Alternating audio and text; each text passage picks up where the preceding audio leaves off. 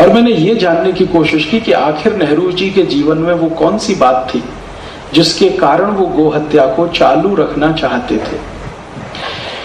पत्र में वो लिख रहे हैं कि इससे विदेशी मुद्रा मिलती है। तो क्या सिर्फ विदेशी मुद्रा ही एक बड़ा प्रश्न था या इसके पीछे भी कुछ और था? मेरा एक व्यक्तिगत मानना है, वो गलत भी हो सकता है, कि व्यक्ति अपने सार्वजनिक जीवन में जो कुछ भी करता है उसकी जड़ उसके निजी जीवन में जरूर होती है। वो भारत का प्रधानमंत्री हो, राष्ट्रपति हो, देश के किसी संवैधानिक पद पर बैठा हुआ हो, या कोई संत हो, महंत हो, साधु हो, प्रोफेसर हो, इंजीनियर हो, डॉक्टर हो, या साधारण किसान हो, मजदूर हो, कोई भी व्यक्ति हो, अगर वो सार्वजनिक जीवन में कुछ कर रहा है तो उसकी जड़ें उसके निजी जीवन में जरूर होती हैं। पब्लिक लाइफ में व्यक्ति जिस तरह से व्यवहार करता है उसका रिफ्लेक्शन उसके प्राइवेट लाइफ से निकलता है।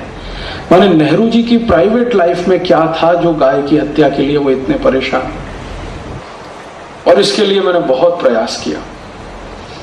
उनके निजी जीवन के बारे में, प्राइवेट लाइफ के बारे में बहुत दस्तावेज मैंने इकट्ठे किए, कम से कम 500 से ज्यादा अभी मेरे पास है। तो पता चला कि नेहरू जी स्वयं गाय का मांस खाते थे। इसके पहले मुझे इतना तो मालूम था कि नेहरू जी शराब पीते हैं, और यह भी मालूम था कि चेन स्मोकर हैं, दिन में 60 से 70 सिगरेट पीते हैं। और भी बहुत कुछ मालूम था उनके चरित्र के बारे में, लेकिन ये पहली बार पता चला कि वो गाय का मांस भी खाते हैं। और उनके गाय के मांस के भोजन को बनाकर तैयार करके लंच के रूप में भिजवाने का काम दिल्ली का वो होटल करता रहा जहां अभी थोड़े दिन पहले जॉर्ज बुश रोका। और नेहरू जी का एक लंच का खर्चा उस जमाने में 13,000 रुपए होता था,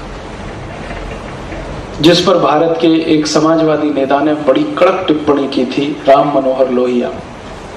उन्होंने संसद में एक दिन बहुत जोरदार भाषण दिया था कि नेहरू, तुम्हारा एक समय का भोजन का खर्च 13,000 रुपए है, और भारत के 14 करोड़ लोगों को 2 समय खाने को रोटी नहीं है, तुमको शर्म नहीं आती?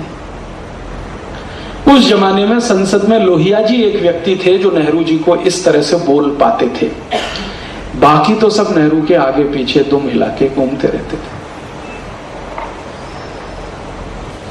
तो जब ये दस्तावेज मिल गए तो मैं समझ गया कि नेहरू जी के मन में गाय के प्रति जो प्रेम था वो दिखावे का था, गांधी जी को प्रभावित करने के लिए था, और भारत का प्रधानमंत्री बनने के लिए था।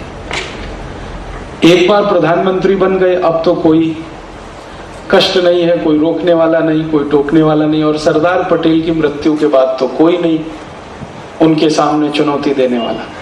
तो उनका असली रूप पूरे देश के सामने आया।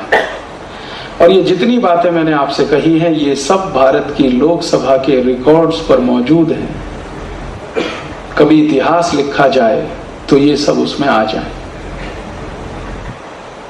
तो हम समझ सकते हैं कि नेहरू जी से कोई अपेक्षा नहीं कि वो गाय की रक्षा करने के लिए कुछ करें।